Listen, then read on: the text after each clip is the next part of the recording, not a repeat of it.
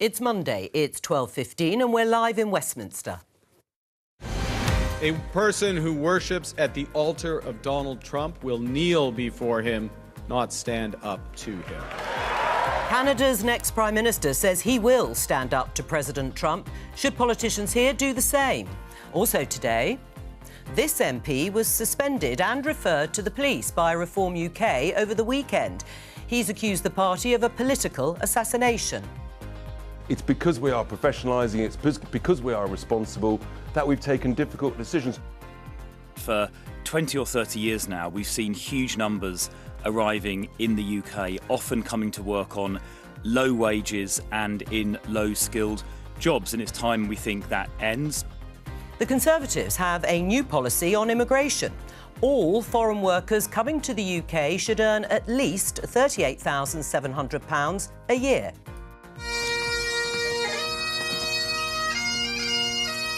Events were held across the UK yesterday to mark 5 years since the start of the COVID pandemic. Have we learnt the right lessons? Joining me, Labour MP Lola McAvoy, Conservative MP and former Minister Graham Stewart, Sonia Soda from The Observer and former Conservative Government Advisor Anita Boateng. This is Politics Live.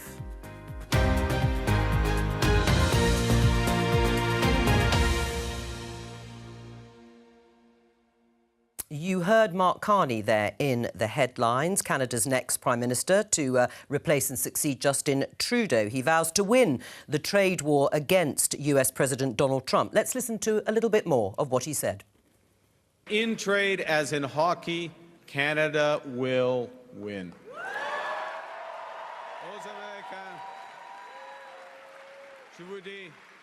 So Donald Trump thinks he can weaken us with his plan to divide and conquer.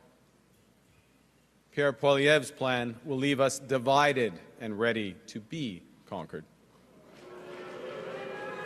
Because a person who worships at the altar of Donald Trump will kneel before him, not stand up to him. Mark Carney there criticising, as you heard, Pierre Poilievre's plan, as he sees it, to kneel at the altar of Donald Trump. He is the leader of the Conservative Party in official opposition. But my opening question, starting with you, Lola, is Mark Carney right to stand up as blatantly to Donald Trump? So I think it's important that we say, congratulations to Mark Carney. Obviously, he was the Bank of England governor here in the UK and he's the incoming Prime Minister now. He has a job to do, as does President Trump, as does our Prime Minister Keir Starmer, and what they're doing is between the two of them. They're both big allies of the UK and they're strong enough to look after themselves, so we'll leave them to discuss how best to look after their best trade. But his language is much more stark than anything we've heard from Keir Starmer. It's fighting talk from Mark Carney. Is that a better way to handle Donald Trump? So I think I can truly say, hand on heart, that the way that our Prime Minister Keir Starmer has handled himself in the last week and a half, 2 weeks, has done the country proud. It has been a long time coming to see that kind of leadership on the global stage from a UK Prime Minister, and it is absolutely brilliant to see him working so firmly in the country's interests in making sure that we have a good relationship with our closest ally, which is the US. I think it's also important to say Penny Mordaunt said over the weekend that it's UK diplomacy at its best. Yes, she did, and Conservative politicians on this programme, in fact, including Penny Mordaunt, said the same. But it is perhaps the first time we've heard from another ally stand up so vigorously in the way Mark Carney has. What do you make of it? Well, I think the sense of betrayal in Canada is pretty sharp. The suggested imposition of tariffs, when they are, in fact, in this, major trade agreement across Mexico, Canada, the United States. So you can't but sympathise with Mark Carney for standing up, and it's doubtless doing him a lot of electoral good. Was it refreshing to hear him say the things he said? Well, yeah, I mean, Trump is a bully, but I do think that Lola's right, that for the Prime Minister of the United Kingdom, it is right that we maintain the best possible relationships with our key ally in the United States. And that means, for him, I'm not part of the government now, but he has to swallow and just keep going to try and make sure that we hang on to whatever rationality we can discern in the increasingly erratic statements that come out of the White House. I was just going to say, actually, it has been, because I'm not sure we agree on many things, but it has been really amazing to see how united the House is on our approach. And I think it's, a credit to our a lot of new intake and a lot of people who've been in their positions for a lot longer, and how united we are on this, making sure that we get the best deal for the UK, because it's hard to overstate how high the stakes are. Yes, although, Graham, when you talk about unity, Lola, you did tweet this, which is we have to consider the possibility that President Trump is a Russian asset. If so, Trump's acquisition is the crowning achievement of Putin's FSB, the security services in Russia, that career, and Europe is on its own. Why did you say that? Because, well, if it walks like a duck and quacks like a duck, and what we've got is a president who is making absolutely no demands of the aggressor, the dictator, the man who has subverted Russian society and seeks on a daily basis to subvert our society, as we've seen over the years, and yet is making demand after demand and giving insults and abuse to the victim, the sovereign nation of Ukraine, with its heroic president, and therefore it's hard not to have it as a possibility that whether it was, you look back, and of course there's no absolutely hard and fast evidence, which is why I say it's a possibility. You look back to Dmitry Rybolovlev's purchase for $95 million of that Palm Beach property in 2008, just when Trump needed it most. And you've got to ask yourself whether that or his dealings in the 80s, or indeed his personal deportment, which you can only imagine at certain times in or outside Russia, might have meant him left him vulnerable to the compromising of a man who is a KGB agent. That's what Putin did for his whole professional career. He sought to subvert people, turn them to his will. And if he was wanting to do that right now, what more could he possibly ask of Trump than what Trump is doing? Lola? So I think we've got to be clear here that the Prime Minister has given his unwavering support to Ukraine for as long as it takes, and what the Ukrainian people have gone through is absolutely harrowing. Obviously, we're doing everything we can to bring together the coalition of the willing, and it's really important to state that the US is our strongest ally. The partnership has gone back decades, and we want to make it stronger than ever. So it's an ongoing conversation that's happening, and it is a very fast-moving beast, and we're hopeful and confident that we can get the best deal for the UK. Or do you think that Keir Starmer's been somewhat maybe exposed by the tough fighting talk of Mark Carney in the way that he is standing up to Donald Trump? Certainly also there's domestic politics at play, because he's also criticising the leader of the opposition. What do you make of it? I don't. I think there's an important difference between Canada, the situation facing Mark Carney, and European leaders. And that is that Canada actually has a lot of real-world leverage over the US. Canada supplies a lot of the US's energy and electricity, very significant amounts. It's a big supplier of uranium. Its threat to sort of put one-for-one tariffs, that's really going to make an impact on American consumers. So I think he's got the leverage that allows him to go in with that kind of approach. Sadly, I don't think we in Europe have quite got the same leverage. I disagree with Lola. I think the US used to be our strongest ally. I think in the last 3 weeks, it has become incredibly clear that it is not. In fact, I think President Trump is in a process of realigning himself to be an ally of Putin. That is incredibly worrying. But here in the UK, all we've got is trying to be as pragmatic as possible. I think Keir Starmer has played it exactly right in terms of trying to maintain a bridge while trying to increase our own defence capacity. But I think it's impossible to kind of overstate how scary I think the situation is for us in Europe.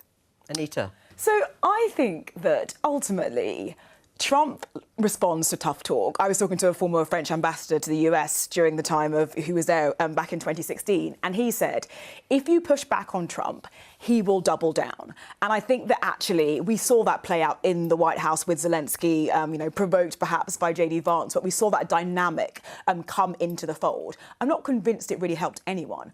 But ultimately, my conclusion is it doesn't really matter whether you talk tough or don't talk tough, because what Trump responds to are the fundamentals.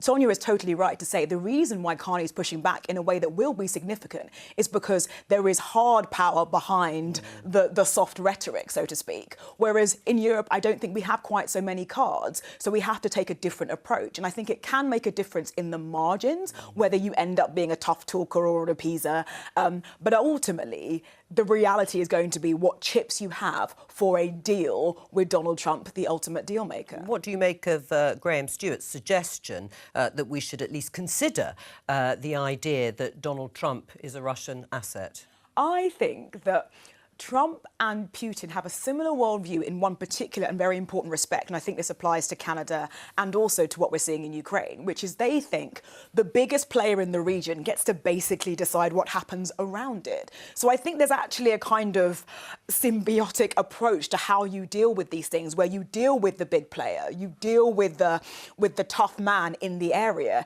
and you get what you want. So I don't think it's actually an indication of him being compromised. I rather think that he thinks this is how you do it. You talk to the big guys, because I'm a big guy and he's a big guy, and we need to get this done. Right, and Sonia, you're right in the sense that the tariff discussion seems to be toing and froing.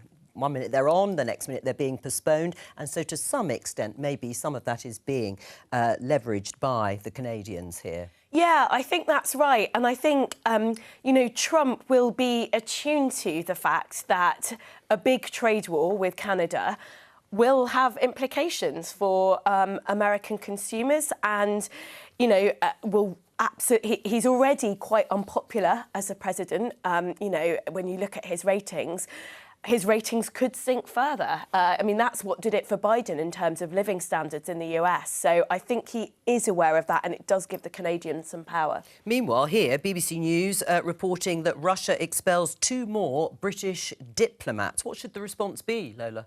So, as a new backbench MP, I'm not really qualified to talk about how to create world peace, but I would say I have every confidence in those ministers in the positions. And I know that John Healey is working around the clock having conversations about all of this. So we've got to just make sure that we I think we can be proud of the fact that the UK, even before the latest invasion in 2022, was the first nation to provide lethal support to the Ukrainians. We've stood behind the Ukrainians, from Boris Johnson, those streets are named after him, and to Keir Starmer, to be fair to him. I'm typically come on this programme always looking to criticise as a member of His Majesty's opposition, but actually is doing the right thing. And the fact that we are being targeted in this way shows that we are standing up to the person we most need to stand up to, and that's Vladimir Putin. Yes, and presumably that will continue with some of this tit for tat that goes on in diplomacy. Yeah.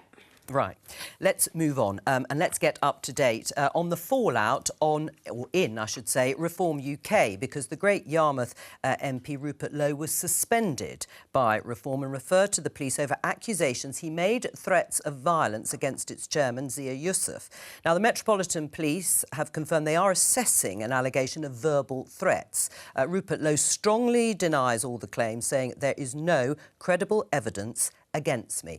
Let's hear from a Reform UK MP, Richard Tice, and what he said to Laura Kunsberg yesterday. It's because we are professionalising, it's because we are responsible that we've taken difficult decisions. The easy decision would have been to try and cover it up, to brush it under the carpet. We couldn't do that. The grief that we would have received, that we've said, no, you've got to deal with it, we've got to be united. Well, let's have a look at this tweet from Rupert Lowe. I have been informed by a reliable source that senior Reform figures have been briefing journalists that I have dementia. In politics, there is rough and tumble. I get that. But this is sick. What they are doing to me is disgusting. Well, let's get the latest with our chief political correspondent, Henry Zeffman. Relations really are acrimonious. This is a bitter row. What's the latest? Yeah, bitter and probably irreparable, Joe. Starting on Friday, where Reform disclosed that they had referred Rupert Lowe, a Reform MP, but of course also 20% of the Reform Parliamentary Party, to the police. It was hard to see how they'd come back together, but now they disagree really over quite fundamental questions of what even is being investigated. So the latest today is that Rupert Lowe is adamant that the allegations, not the ones that were referred to the police, by the way, but the separate ones about conduct in his parliamentary office, are not actually about him, but they're accusations made against members of his staff. Lee Anderson, who's another Reform MP, in fact the Reform Chief Whip, as he's known, is saying, no, they are actually about Rupert Lowe, and this is another example of false statements by the man who is a suspended, now, Reform MP. Right. I mean, as you say, we were talking about 5 Reform MPs, now 4. Those relations may not be built back up again, as you referred to. How damaging is it to the party broadly? Well, clearly it's damaging and it's publicly chaotic and tumultuous for them. I guess the question from Nigel Farage's point of view, and from the point of view as it still seems to be of the remainder of the Reform Party, because he's kept the other MPs on his side of the argument, is whether it's worth it going forwards. Because there were already tensions beginning to show between Rupert Lowe and Nigel Farage. If you cast your mind back to the start of the year when Elon Musk was taking a big interest in UK politics before he ended up running the US government, and Elon Musk at one point withdrew his support from Nigel Farage, said that Rupert Lowe should be the leader of Reform. And back then it was very striking that Rupert Lowe's statement in response to that wasn't a full-throated defence of Nigel Farage. I think it included the words, Nigel Farage is our leader. So it's been clear for some time that there is a difference of opinion between the two of them on things, on issues, on things like mass deportations. Rupert Lowe thinks upwards of 1 million illegal immigrants could and should be deported from the UK. Nigel Farage doesn't think that's plausible. Now, obviously, the two sides differ on the extent to which those policy disagreements are at the heart of this, or whether it's a workplace conduct dispute. Either way, I think for the next 4 years, it's very hard to see Rupert Lowe being anything other than an independent MP. Right, indeed. And no doubt Labour and the Conservatives are watching this all unfold with untold glee because, of course, Reform UK had been doing pretty well in the polls, but this probably will have some sort of impact. Well, I think it's too soon to say, and I think we were already watching, and we probably haven't had quite enough polls yet, for whether there'd be an impact on the polls from questions about Reform UK's stance when it comes to the war in Ukraine and Donald Trump's attitude there. Obviously, Nigel Farage likes to talk about his closeness to Donald Trump, but all the polling suggests that all political wings of the argument here in the UK are very much opposed, not just to Donald Trump in general, but to his approach he's taking to the war in Ukraine and to Vladimir Putin. But yeah, I think the hope in Labour and the Conservative parties will be that a party which has been a thorn in their side, to say the least, since the July general election, might have some of that momentum forestalled by what we've seen erupt since Friday night. Henry Zeffman, thank you very much. Let's talk about immigration, because the Conservative Party has a new migration policy, which it is putting forward as an amendment, bless you, to the Border Security, Asylum and Immigration Bill. The main change is that the minimum salary threshold for any work visa should be set at £38,700 without any exemptions. Let's listen to the Shadow Home Secretary, Chris Philp, explaining why the change is needed. What we should focus on is a much smaller number of very high-skilled migrants rather than mass low-skilled migration. Now, that obviously raises a question. One you've hinted at already, which is, well, how a business is going to find some of the workers that over the last 20 or 30 years, and actually in particular over the last 2 or 3 years, they've been importing. So where are they going to find those workers? And there are sort of 2 answers to that question. The first is we have 9.3 or 9.4 million UK residents, existing UK residents, UK citizens mainly, who are of working age but are not working. Before we actually discuss the specifics, just broadly, why should anyone listen to the Conservative Party and what it has to say on immigration, whether it's legal or illegal, as you coined it, because they reached their peak during successive Conservative governments? Well, and I think the performance on that was a significant part of our historic defeat last July. And going forward, the Conservatives are, with Chris Philp and Kemi Badenoch, working hard to ensure that we put forward plausible, credible and well-thought-through policy. And I think that's something that Kemi Badenoch, by not rushing, but needing to focus on this area, but not rushing policy in general, I think it's taking exactly the right long-term approach, because it doesn't matter whether Reform or civil war now, what happens in the polls now, it's about 4 years' time, which is what it's going to count. And that's what it's all about. It's about it's rebuilding from a low last July, right. Rebuilding credibility, working hard and putting forward plausible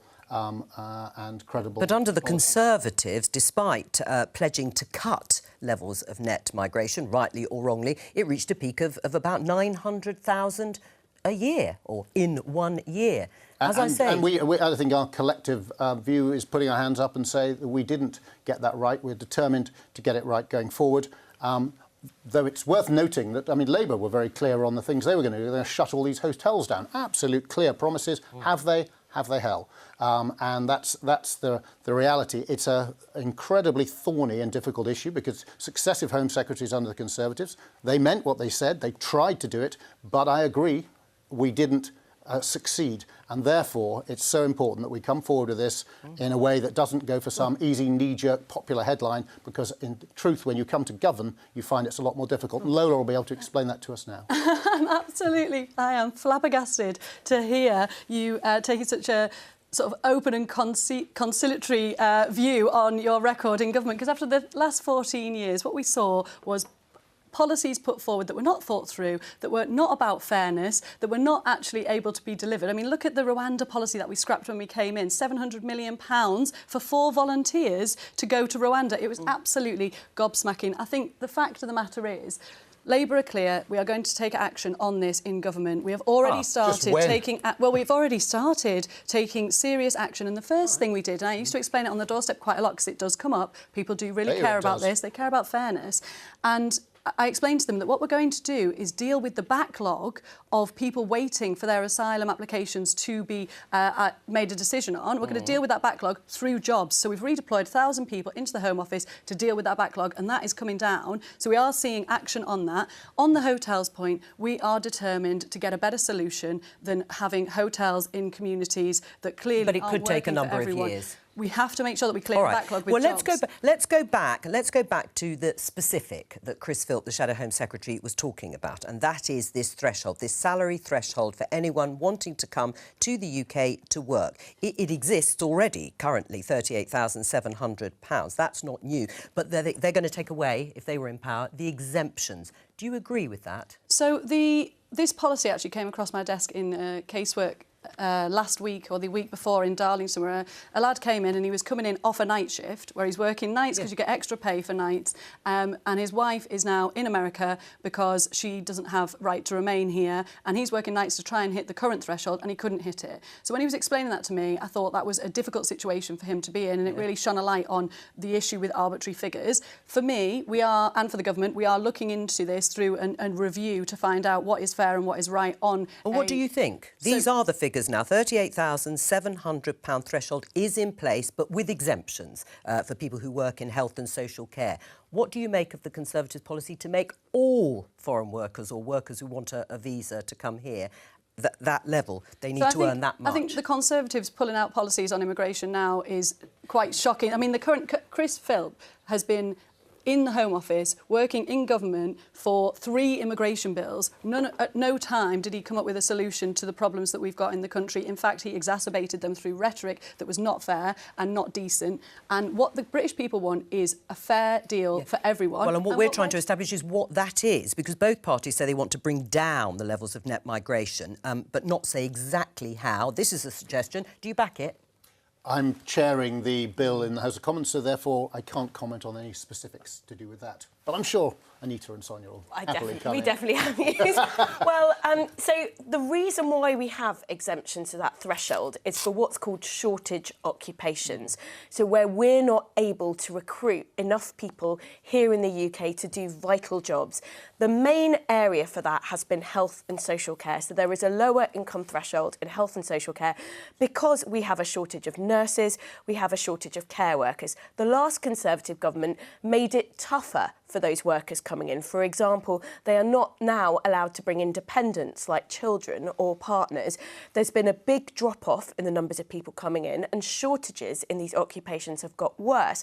So it's entirely self-defeating. It's going to be very difficult for the NHS and social care. It's all very well to say, look, we've got these millions of people who are out of work. The Labour government has said they want to do something about them.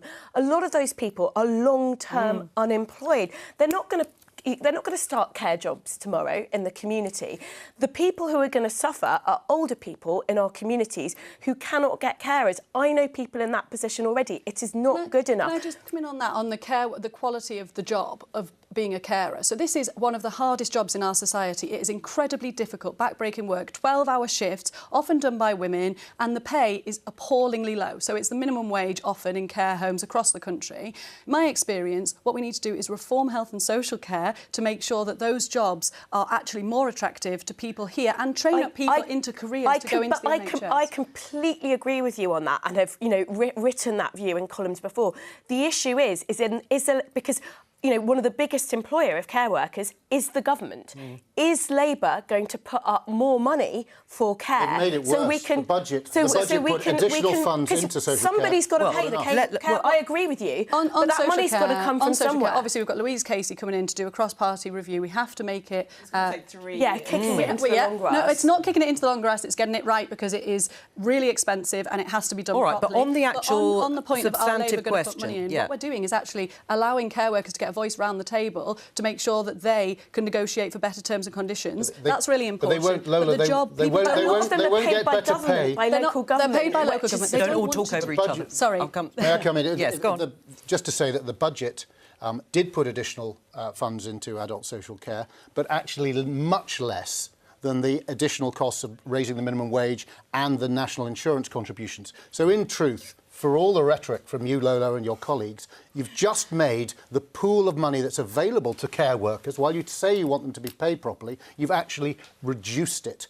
And that is going to have real-world consequences. And so there's no point talking about creating a fairer society when your actual policy measures have the exact opposite We wouldn't effect. have had to do those measures in the budget if your government had been able to handle themselves economically. You absolutely decimated the country's finances and we were left picking up the pieces. What we've inherited is really... It is true, and it's really difficult for working people to get on. I think, Lola, that may all be true, but I guess the question is, what are you going to do now?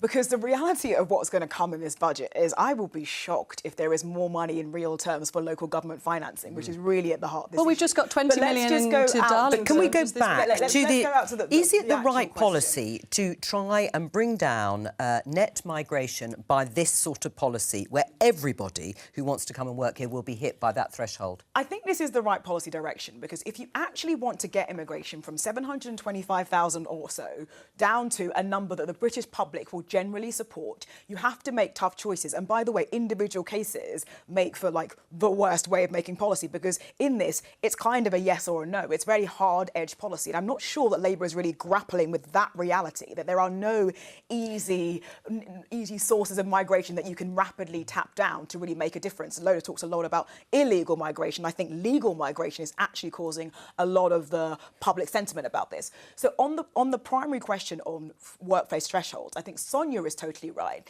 that what we're really talking about here is health and social care. And so I think that if the Conservatives want to move in this policy direction of saying we have to make sure the threshold for people coming in, even to do health and social care, is at 38,000, then you have to have a comprehensive policy for, as Chris Philp says, upskilling or getting those people back into work, specifically into health and social care, to mean that the whole thing doesn't fall over. So it's sort of one half of a policy, and I think the other half is you're talking about, what do you make of doing it reality. that way round? Because at the moment, there's 131,000 social care vacancies in England. And you say that the public here want to see the levels of net migration come down, but they won't want to see masses of vacancies in social care. Well, I think unless you reform social care, so you're paying people properly for what is highly skilled work, caring for someone with dementia, Lola is absolutely right, it's highly skilled work. Unless you do that first, all that is going to happen is you're going to have older people who can't get the care they need to live in their own homes.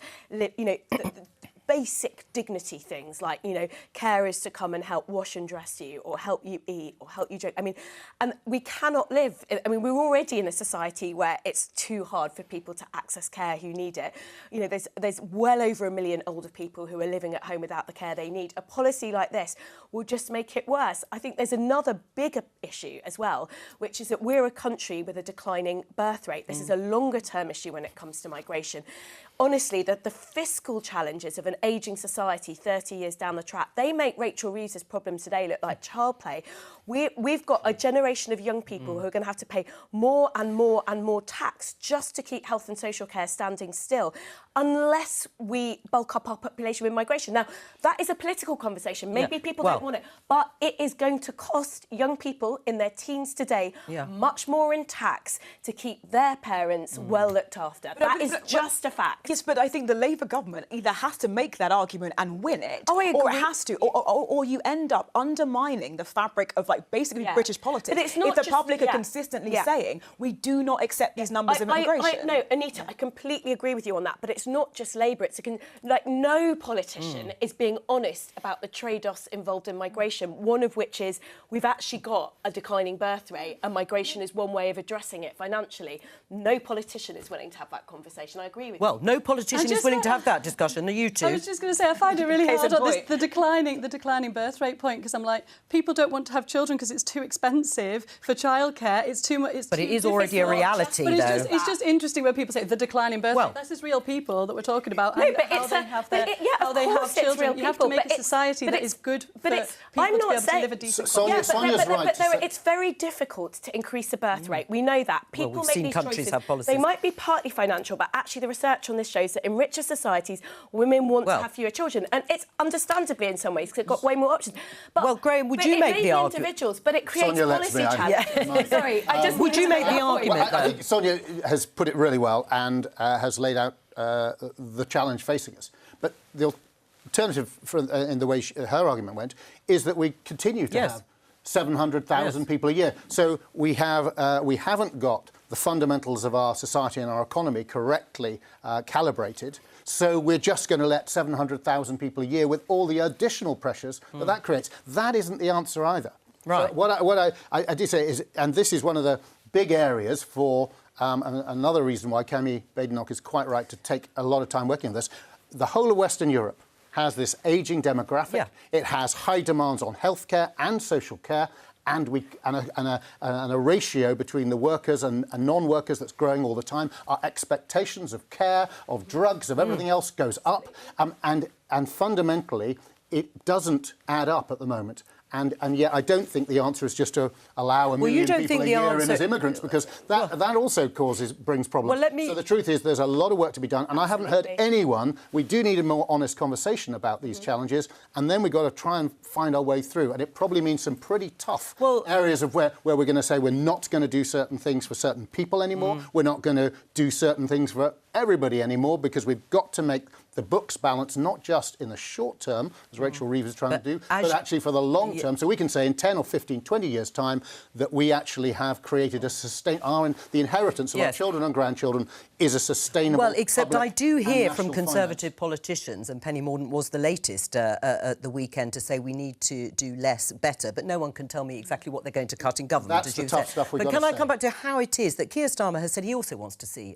levels of net migration come down? How do you achieve it substantially to bring it down from 725,000 on average a year?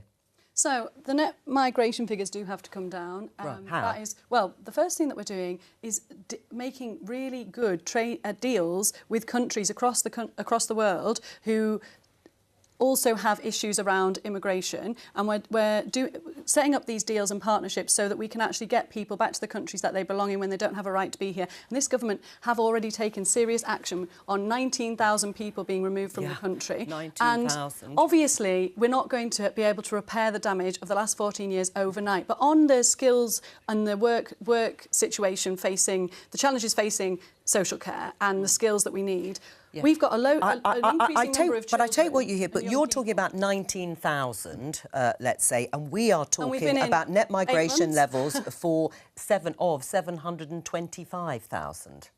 Yeah, so we've been in 9 months, is it 8 months? And we've managed to take more action. What we'd like to know is what the plan is, because if you're going to bring the 725,000 down, then you could start facing at our at our surgeries. We're going to be facing people who are happily, unlike they were under the Conservatives, and they're not going to be able to bring that person in. So that's why I think it's quite right. There are tough decisions. There are no easy routes. There are not people who are so clearly obviously wrong. Let Lola respond. I think the main thing that we're really focused on is putting fairness at the heart of it. So where you've got illegal, what it means is if you've got people who don't have a right to be here, they will be removed. Where you've got foreign criminals, they will be removed. Focus on the legal ones. So on the legal migration, we have got to be able to train up people here so that we don't rely on foreign workforces. That is absolutely essential. And where we've got high-skilled skill gaps that we can't train people up overnight, we can think about skills visas. But we are keen to make sure that where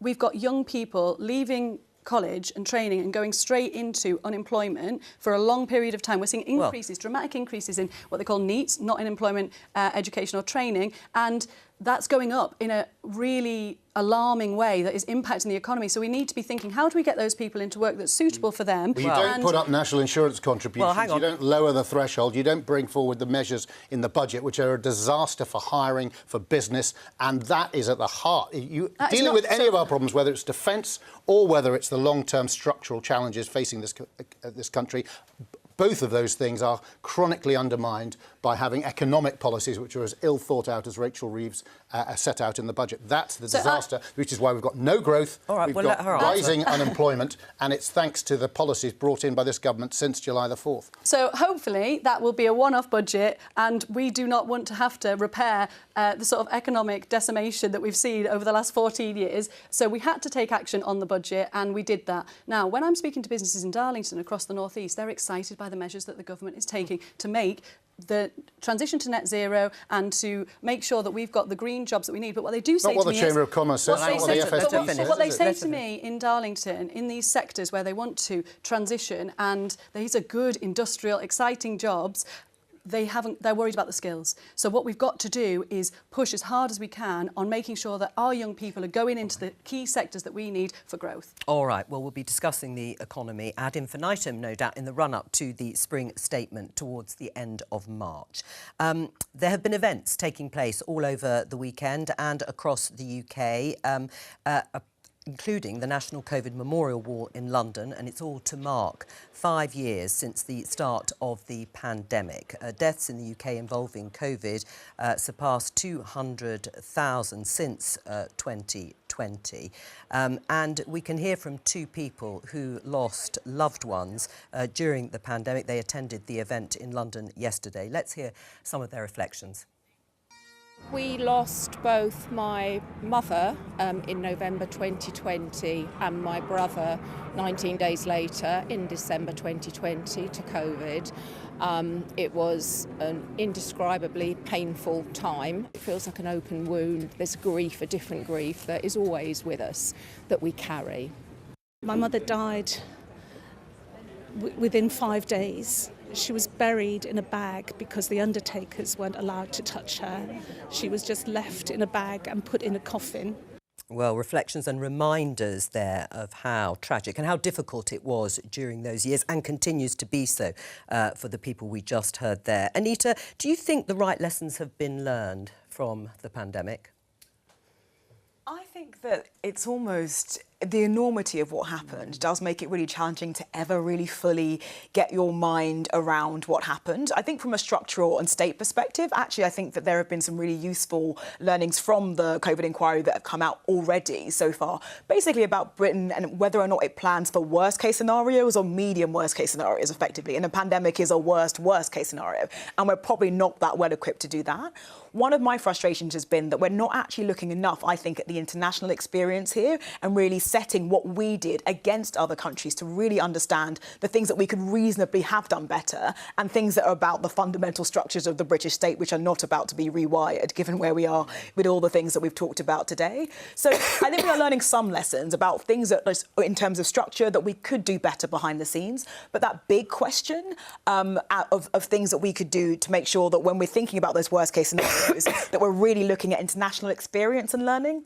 I'm not so sure. What about lockdown? We've discussed that a lot during the pandemic and since, and hindsight is a wonderful thing.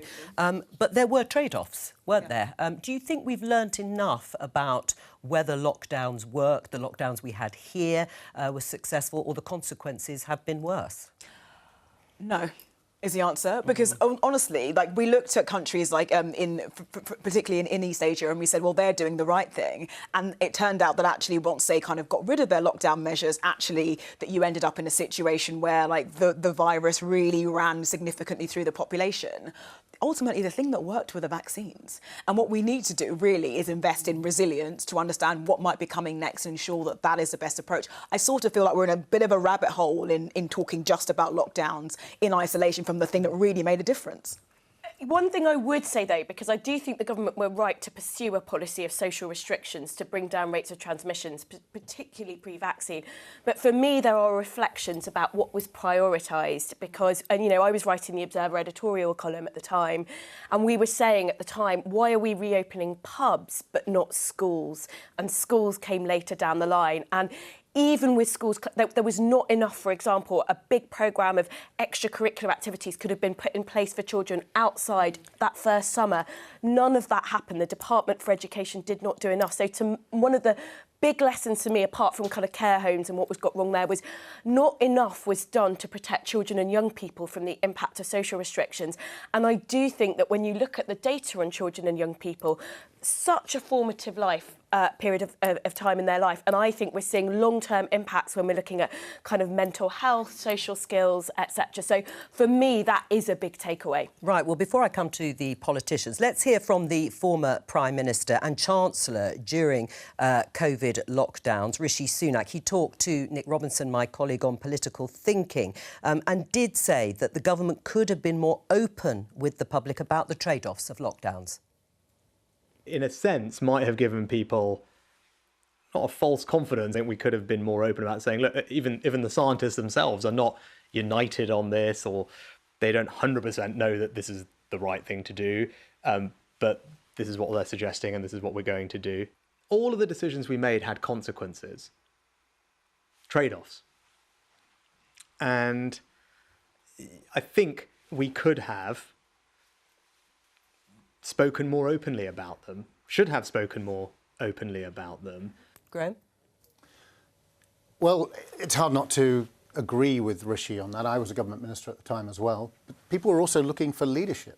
So they wanted us to be. They wanted us to be open. They were crying out for somebody to take charge because the whole world had felt like never had anything like this before, and they looked to political leaders to digest those contrary arguments and then come forward and give leadership so that you could have confidence that you were doing the right thing. And if you told people, oh, well, we're not sure it's right, people would not, you know, when you're doing a public health measure like social restrictions, you've got to announce clarity. Well, they do say advisors advise and ministers decide. Do you agree with that, Lola, that that's what was needed, was certainty? Well, just on this point, this weekend I've been reflecting on COVID and on the lockdowns, and the image that sticks in my mind is that image of our late Queen at Prince Philip's funeral on her own with the mask on, and I feel like that paints that picture of what we all went through. Everybody came together and made huge sacrifices, huge personal sacrifices. When you hear the testimonies of people saying goodbye via iPad, of people missing funerals,